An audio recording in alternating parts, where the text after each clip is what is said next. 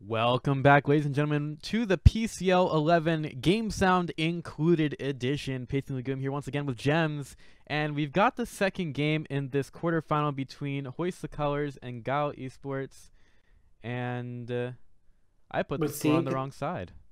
We are seeing a change in bans, though. We have the Wraith being taken away here. Gideon still being banned out here by Guile. Shinbi first pick from Hoist the Colors. As we've been seeing, Shinbi can dominate lanes, very strong pick.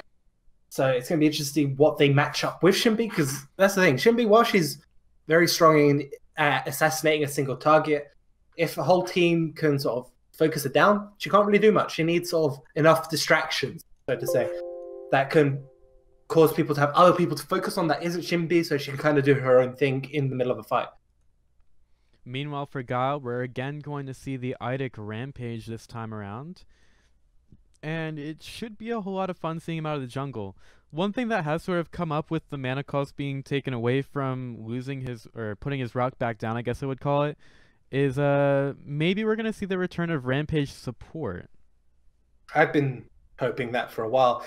They've increased all his base stats as well, so he doesn't need as much card power. He's not as reliant on card power. He can hold the rock indefinitely.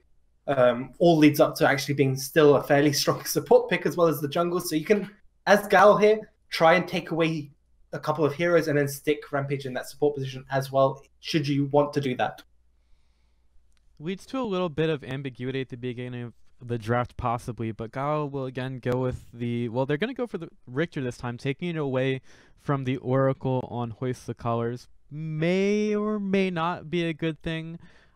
I don't mind the Oracle playing Richter. I've seen some good games by him in the past, but it just wasn't really hitting in the last one. Yeah, he got punished a little bit early. Wasn't able to hit level 5 quick enough. Had a number of rotations that didn't work out for him, which set him a little bit behind in a lot of the games. And from there on in, it was just downhill. So maybe he gets a better hero for himself this time on Hoist the Colors. Gadget and Drongo picked up for them, but again, on Guile, when he's not banned out, he's definitely going to be a problem. It's the Iggy and Scorch here now. I mean, I'm almost tank. The big tank Iggy and Scorch. Yeah, tank builds are pretty common on him quite a lot of the time. Plus, they got Rampage, Richter, and Aurora, all of which very hard to kill. So Guile going for sort of a composition that is going to be rough in sort of fights, because who do you target? It's going to have one single carry. Richter's got a high health pool, even if he is in the support position. And it's going to make it a little bit rough for them. I'm almost sort of thinking that we're to the point in Paragon where we should start putting in more bans. Because I think it's sort of at the point where you have more heroes that are quote-unquote viable / broken. And it's almost time to put more bans in. I think for the PCL in particular, we're at, what, 36 heroes right now? We were sort of waiting until we got to 40 to get to a 2-ban system. So I think it'll be interesting when we actually get there to see what teams start focusing on.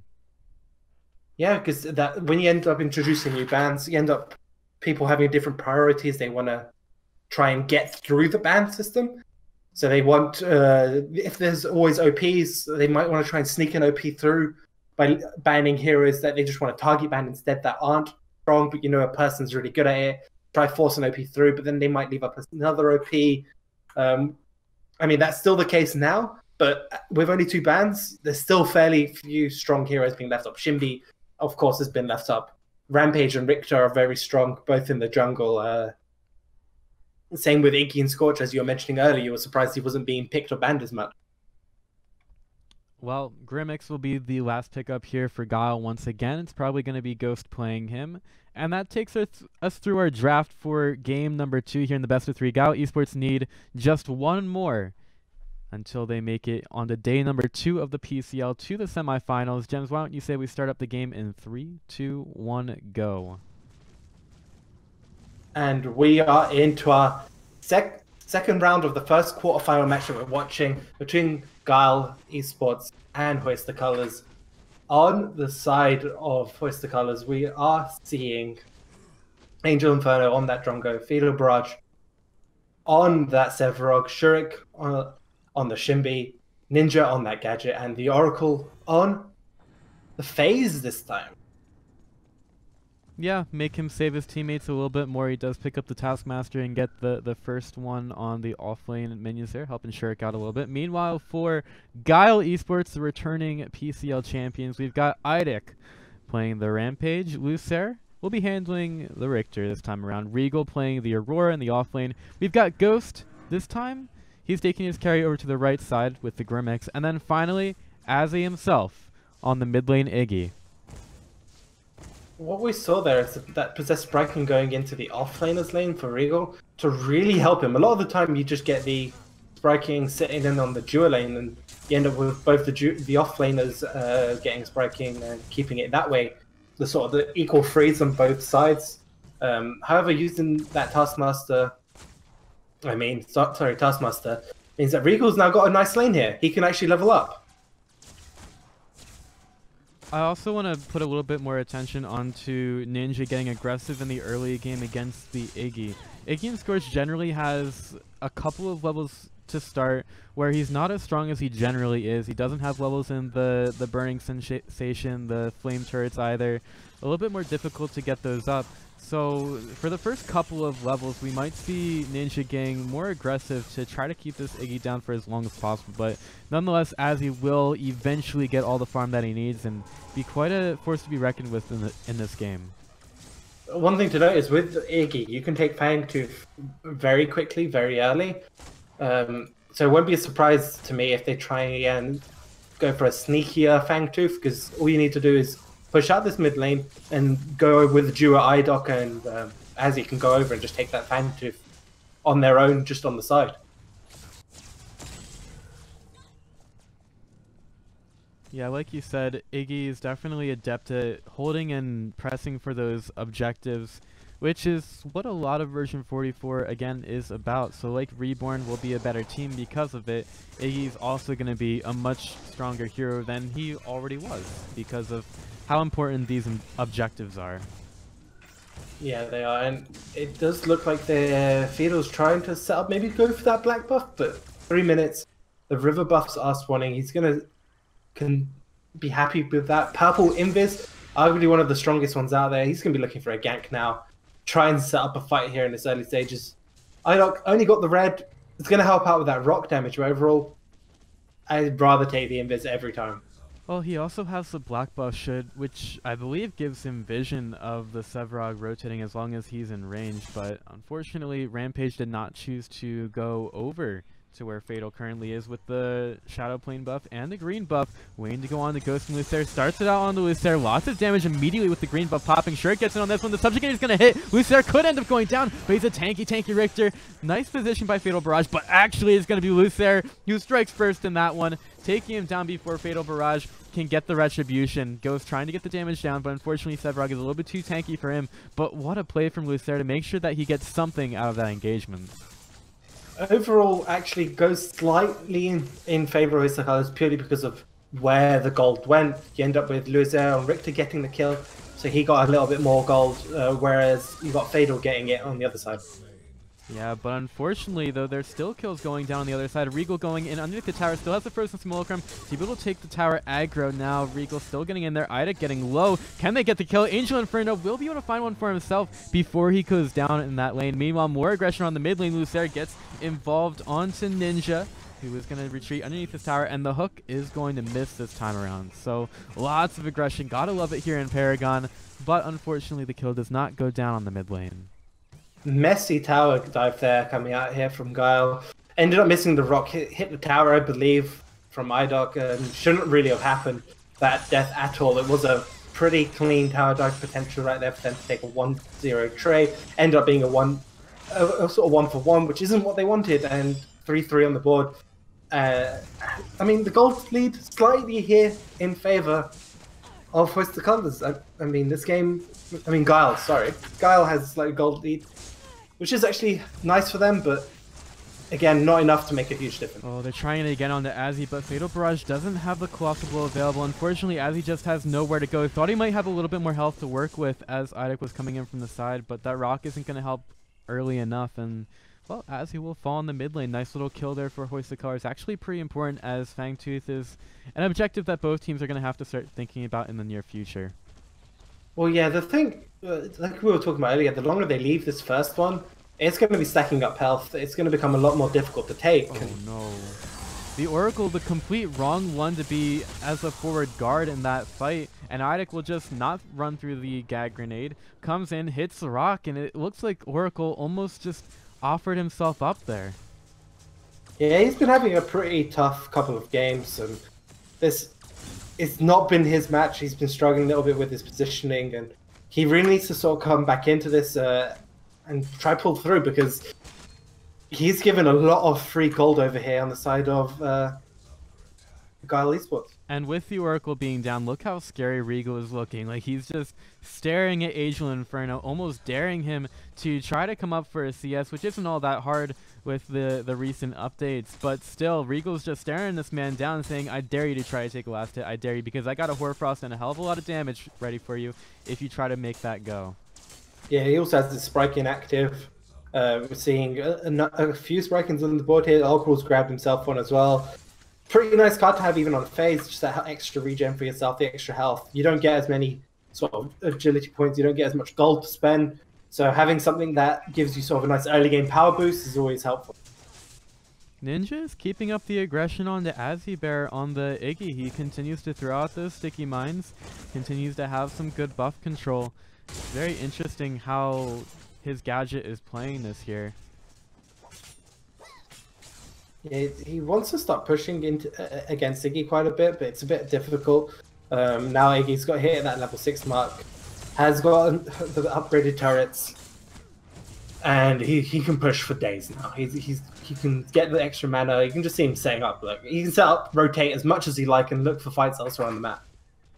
But that's the thing. Generally, we do see a gadget kind of curl up into a ball against an Iggy, but here we go. The rock actually hits from Idek. That guy just throwing in some perfect aggression there. But Ninja uses the Tesla Dome to get himself out of trouble. Maybe a little bit too early and maybe not as effective as he might like that to be, but it does keep him alive for now. It's sort of a field of damage that they didn't want to cross. They didn't have the mana pools to really do much more apart from that. They'd already used the rock. And it just made it a little bit difficult. So they decided to opt out, peace out. They didn't know what was going to happen, if there was going to be a collapse on them. They didn't have the vision control on that side of the map as much as they would have liked. So as you can see, the ward coverage was favoring Hoist the Colors there, with wards in the jungle by the river. Actually not looking too bad for Hoist the Colors, like you said, in terms of vision. They're the ones to have the wards on the map, something that Lucer hasn't been prioritizing as much on his hero. Still, both these teams kind of backing off for each other, not really going for kill Fangtooth, as the UI is probably telling them to do right now. But they're still playing a pretty quiet game, and I'm interested to see when that aggression is going to actually come through. Yeah, you can already see as he's setting up turrets around this Fangtooth. It takes him a little bit of time to set up a couple, so instead of sort of making it obvious, he's placing an occasional turret. Placed one, he's going to push this lane, probably place the next one, and set up for a fight around that, I think. It also helps them to know if the enemy is really going for that at all. Idek with some pretty alright timing to manage to take the orange buff away from Ninja there. So not only do they allow them to set up for the Fangtooth play, but they also keep the enemy from taking it, because you don't really want to run in against all those turrets. With the orange buff taken by Idek, I think we might start to see a play for here. And actually, Aurora is showing even more use here, as the Frozen Simulacrum is going to tank up a bunch of hits from the Fangtooth character as well. So they just run on in. Aziver has a hat on his face. There's a subject coming in, but the Fangtooth has already gone over to Guile Esports, and that's a pretty easy take for them. Gave up barely anything for it. You can see they instantly get that 5k gold lead on the board, and that was what they were wanting to get. 5 more points being able to spend across the board, and potentially get a card item a bit earlier from the backs, and that can give them an advantage in the next couple of fights.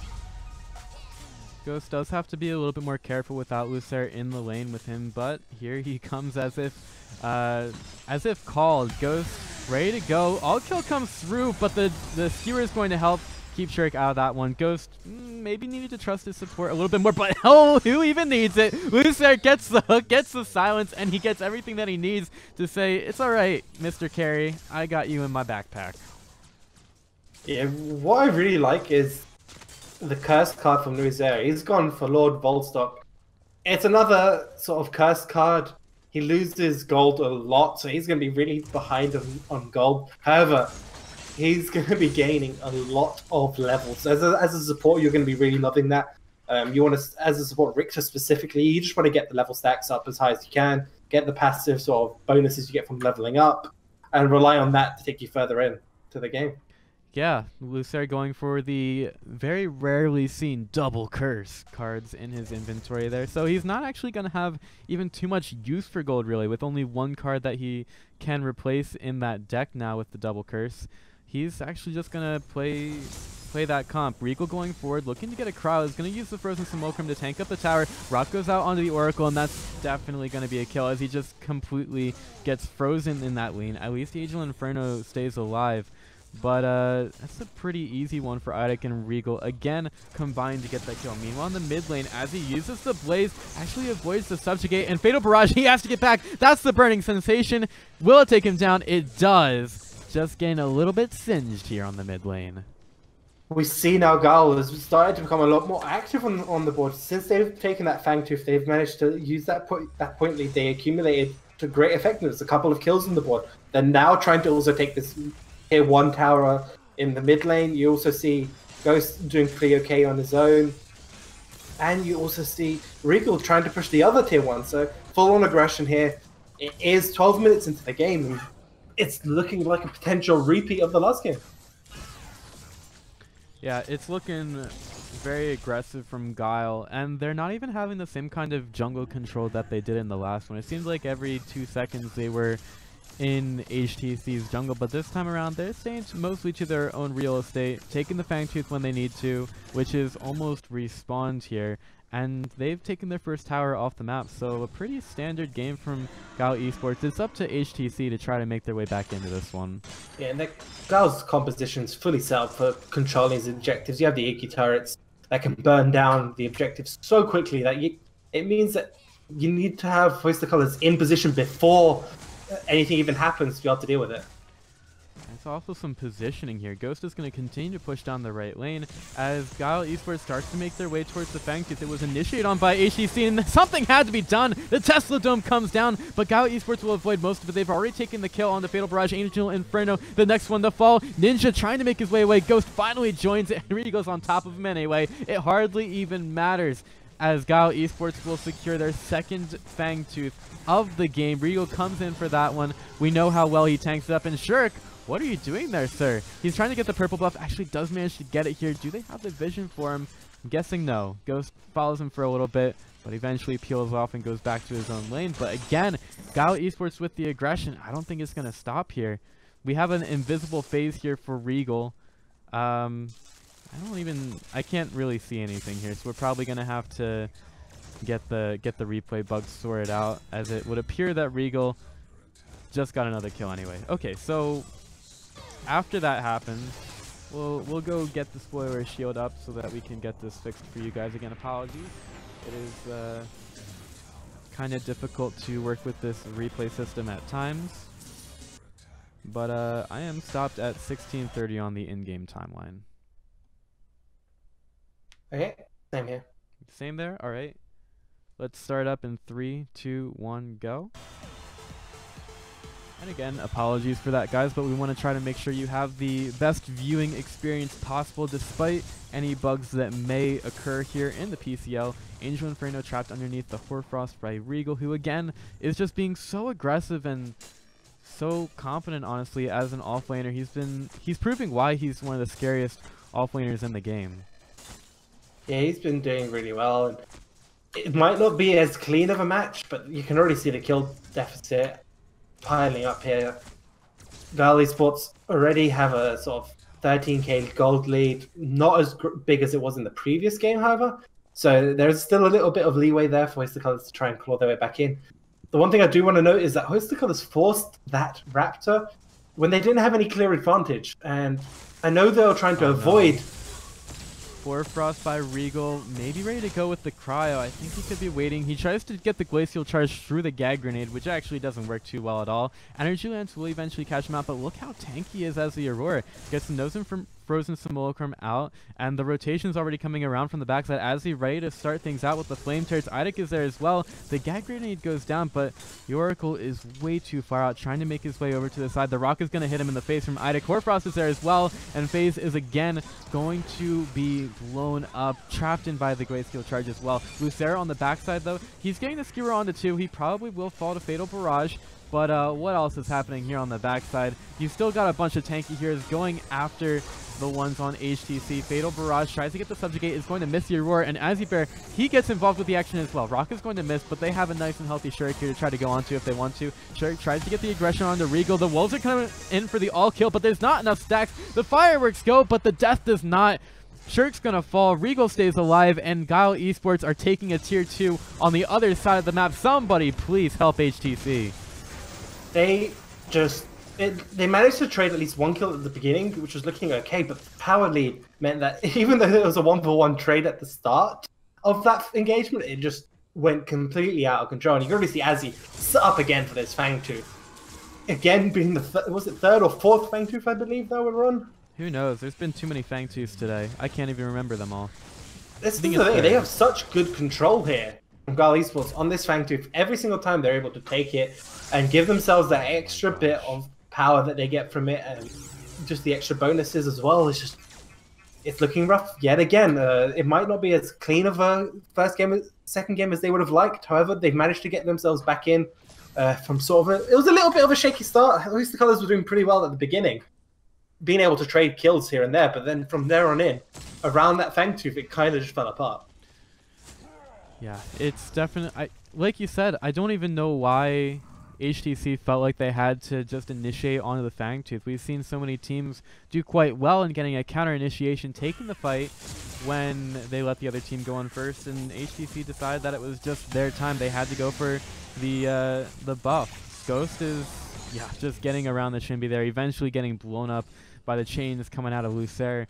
And it almost seems like Guile are playing a 2v5, a 1v5, maybe even a 3v5 every single time when they're coming out on top. Yeah, we already see them starting on this Prime. This is the thing. With Iggy, they can hop on this.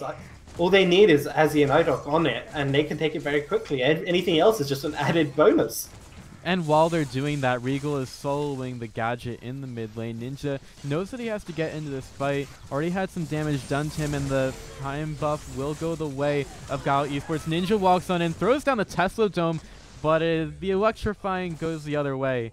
Azzy Bear and the rest of Guile Esports ready to push in on the mid lane to try to take yet another tower away from HTC and tie a bow on this one. Yeah, it's a very strong game yet again from Guile. They managed to get similar lead now as they did in the previous game, and they're going to keep pushing all the way down into this inhibitor. Eventually even take a second inhibitor because they have that lane set up already. It's slowly pushing, and it will hopefully get them that second one after they secure this. They have absolutely no fear at all. Shurik walks on in. Crowd system goes to the backlines for Regal again, providing some extra zoning for Guile Esports. The Oracle taking quite well. They're still trying to focus down the inhib, making sure that they don't have that extra damage coming through, but Fatal Barrage just way too far in without the rest of his team. The inhib to fall. Shurik is still trying to run around here. Should be easy for Guile Esports to take this one from out. They might just decide to go in with their mini wave, or as you mentioned, push in through another lane. There are 2 towers up in the left lane, none up in right, but I don't think that lane was as set as we might have thought beforehand. Yeah, it looked a little bit to be in their favor. I'm not sure if it got dragged off on one side beforehand, but again, they're going to regen. They have. Do they still have the prime buff? I believe they still have it. Yep. And it's going to run out soon. But what else they can get on it will matter. There's another tower. They managed to get an inhibitor. If they can try and push it all the way and get a second inhib, that would be ideal for them. 2 inhibs makes it really rough to come back. A lot of people will say after you've lost 2, it's near impossible to come back at that point. A lot of people might say that. We have seen some 3 inhibitor comebacks in the past, but I don't know if this is really the situation that we can see one from HTC. The GTFO comes through onto the Oracle, already getting him quite low to start. Fatal Barrage pulled to the backside of it as Shirk is able to at least get Ghost down, but that's only a small consolation. Lucere, though, he's going to fall underneath the inhib as well. Inhib does fall. Meanwhile, as he's still doing some work on the other side of the map, trying to take down the 3rd inhib for Guile Esports here. Regal making his way out of here. Idek will get hit by the subjugate. Can they actually take this kill? Shirk gets hit by the rock. Regal still trying to force things out with the Horfrost, making HTC have to take a bit of a strange path. Regal, you can tell that he still wants to get the zoning done here, but Shirk is going to get the double rushing beat in. Runs right over the glacial charge.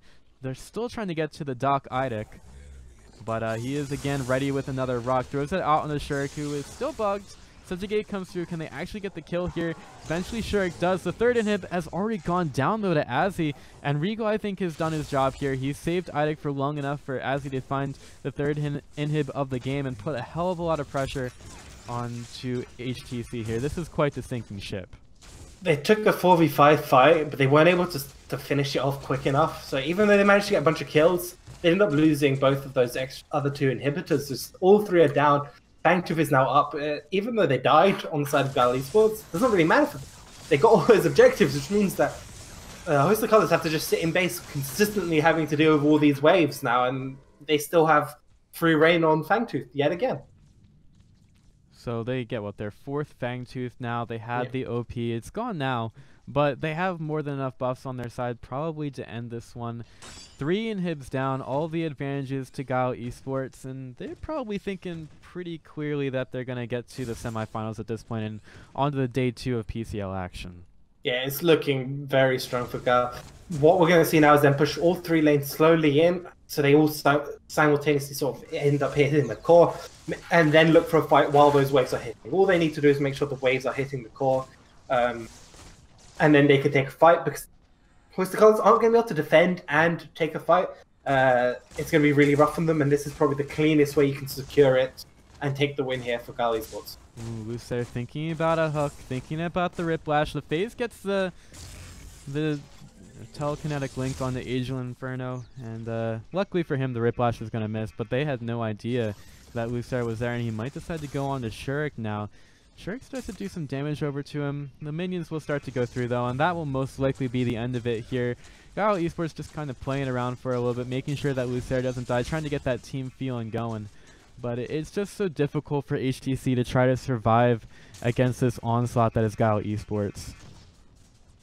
Yeah, as we said, here are the waves now coming in, and I don't know what they can really do. The core is just slowly dropping down. It looks like Guile is going to be going to the semifinals. And honestly, a fantastic performance from Guile Esports as they make it pretty much no contest. Probably one of the strongest groups of Paragon players in the game right now, and one of the better ones that we've seen for a while. Guile Esports proving to pretty much everybody here that they're not the one-trick wonder that people might have thought from the last PCL. They're ready here and ready to play for PCL 11. Yeah, they've been doing incredibly well. First game was incredibly clean from them, no deaths. They controlled every single Fangtooth. Second game, the start was a little bit more back and forth. There was a couple of kills here and there on either side, but the second they got those fights around the Fangtooth, the game seemed already decided. They took full control. They managed to take the Prime. They took all 3 inhibitors and just went for such a clean end to the match. Yeah, there were very few instances in that match where Guile Esports were not in control. So with that being said, that is our first semi-finalist here in PCL 11, Guile Esports making it through. But luckily for you guys, we have 3 more quarterfinals to show you guys. And the next one that we have up is going to be the Stack versus Asura Rage. We'll have that for you guys after a short break. Cheers.